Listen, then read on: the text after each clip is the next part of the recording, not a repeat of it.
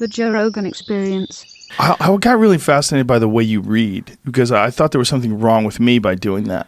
But you don't really just read a book to completion.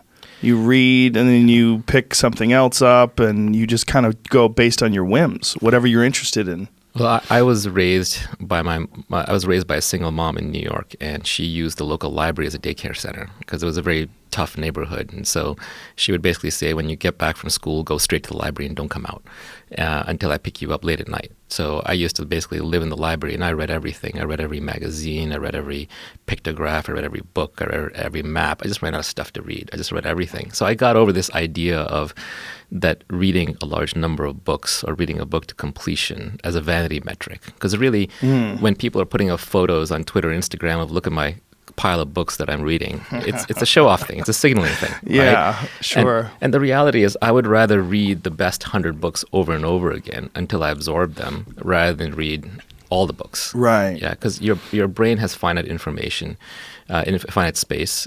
You get enough advice, it all cancels to zero. There's a lot of nonsense in books out there too. So I don't read anymore to complete books. I read to satisfy my genuine intellectual curiosity. And it can be anything. It could be nonsense. It could be history. It could be fiction. It could be science. It could be sci-fi. These days it's mostly sci-fi, philosophy, science, because that's just what I'm interested in. But I will read for understanding. So a really good book, I will flip through. I won't actually read it consecutively in order, and I won't even necessarily even finish it. I'm looking for ideas, things that I don't understand. And when I find something really interesting, I'll reflect on it, I'll research it, and then when I'm bored of it, I'll drop it or I'll flip to another book. Thanks to electronic books, I've got 50, 70 books open at any time in my Kindle or iBooks, and I'm just bouncing around between them.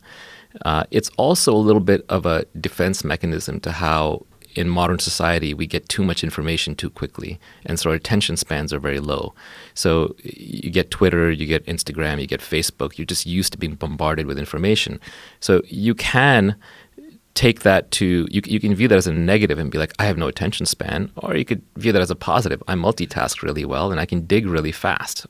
If I find a thread that's interesting, I can follow it through 5 social networks, through the web, through the libraries, through the books, and I can really get to the bottom of this thing very quickly. It's like the Library of Alexandria that I can research at my disposal.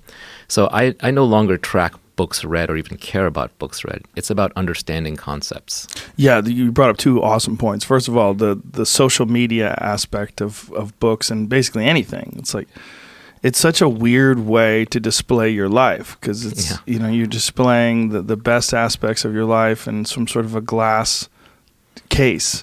It's an unrealistic version of your life that you cultivate and you curate.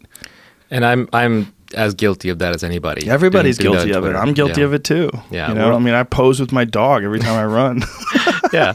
We're always signaling. Yes. Right? It's like rather than really looking at yourself, you're looking at how other people look at you. So it's like this one remove mental image. And it's kind of a disease because social media is making celebrities of all of us, and celebrities are the most miserable people in the world, right? Because they have this strong self-image that gets built up. It gets built up by compliments. Every time somebody pays you or me a compliment and we're like, oh, well, thank you, right? Then that builds up an image of who we are. And then one idiot comes along, 1 out of 10, 1 out of 100, and they can easily tear it down. Because it doesn't take many insults to cancel out a lot of compliments. And now you're carrying around this big, weighty self-image, and it's just very easy to be attacked. And because you're famous or you're well-known, people want to attack you. So being a celebrity is no good. It's actually a problem. One of my tweets is, and these are all reminders to myself, is you want to be rich and anonymous, not poor and famous. Right? There's benefits to it. Of course. But we wouldn't do it. It has unusual problems that you don't get trained for, and you really will not understand unless you experience it.